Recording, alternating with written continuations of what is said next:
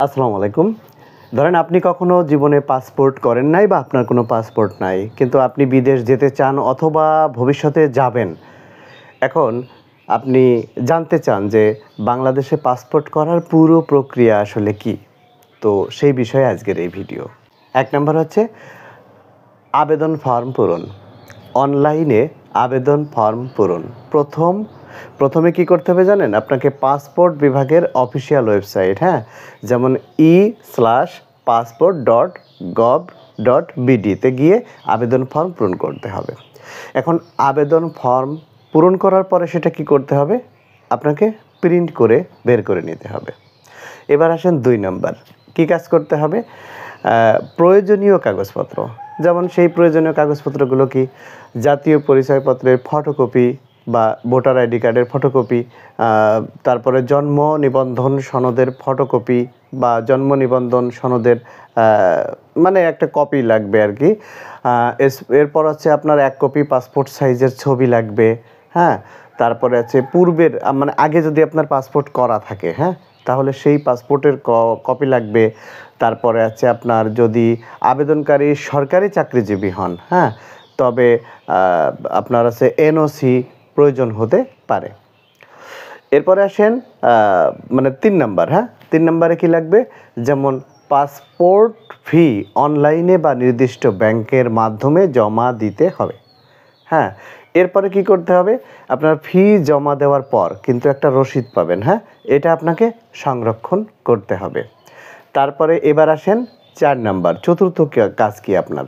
চতুর্থ কাজ হলো আপনার ওই যে আবেদন করেছিলেন সেই আবেদন জমা, নিকটস্থ পাসপোর্ট অফিসের নির্দিষ্ট সময়ে গিয়ে আবেদন ফর্ম ও প্রয়োজনীয় যে কাগজপত্র এতক্ষণ যেগুলো বললাম সেগুলো জমা দিতে হবে।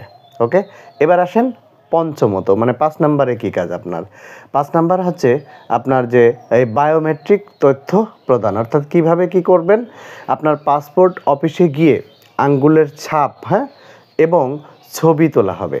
সেই কাজটা কিন্তু আপনাকে পাসপোর্ট অফিসে যেয়েই করতে হবে, আপনি কোনো লোকের মাধ্যমে করেন বা যাই করেন। এরপরে ষষ্ঠত যে কাজ সেটা হলো পাসপোর্ট সংগ্রহ। SMS বা ইমেলের মাধ্যমে আপনাকে কিন্তু এই পাসপোর্টের যে আপনার মেইল মানে কমপ্লিট হয়েছে এই মেইল আসবে। এরপরে আপনার নির্দিষ্ট পাসপোর্ট অফিস থেকে আপনাকে পাসপোর্ট সংগ্রহ করতে হবে। তার মানে টোটাল বিষয়টা কিন্তু খুব বেশি কমপ্লিকেটেড না। এছাড়া মানে মনে করেন যে অনেকেই আপনার আশেপাশের বাজারেই এই কাজগুলোই আপনাকে হেল্প করে দিবে।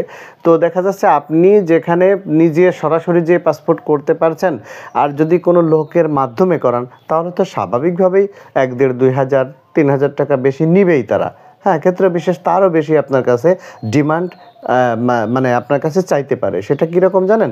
ধরেন আপনি তেমন কিছুই বোঝেন না, তখন আছে আপনার কাছে কিন্তু তারা অনেক টাকা দাবি করতে পারে। বাট আপনি যদি একটু মোটামুটি বোঝেন, বাইরে চলতে পারেন, সমস্যা নাই, তাহলে আমি বেটার ফিল করব যে আপনি এগুলো একটা কম্পিউটারের দোকান থেকে পাসপোর্টের আবেদন করে আপনি নিজেই এই জিনিসগুলো কালেক্ট করে আপনি একটু পাসপোর্ট অফিসে মাত্র ২-৩টা দিন দৌড়াদৌড়ি করে আপনি পাসপোর্ট করে ফেলতে পারবেন। তাহলে দেখুন যে আপনার এখানে কিন্তু আর্থিক কিছু সেভ হবে। আর যদি আপনি দেখা যাচ্ছে নাই বোঝেন, যে হয়তো নিজে করতে গেলে মানে একটু ত্রুটি হয়ে যাবে বা এটা হবে ওটা হবে, মানে এ ধরনের অনেক টেনশন থাকে, তাহলে কাউকে দিয়েই করান। যদি আপনার টাকার সমস্যা না হয় তাহলে কাউকে দিয়েই করান, তারা আপনাকে যথার্থভাবে সুন্দরভাবে করে দিবে। তো পাসপোর্টের মেইন যে বিষয়টা দেখুন, আপনার কী কী লাগবে ইতিমধ্যে আপনারা বুঝতে পেরেছেন। তো আশা করি এই ভিডিওটি অনেকেরই উপকার লাগবে। যদি আপনার ভালো লেগে থাকে তাহলে অবশ্যই ভিডিওটি শেয়ার করে অন্যদের দেখার সুযোগ করে দিবেন এবং ভিডিওটিতে একটি লাইক দিয়ে দিবেন। আল্লাহ হাফেজ।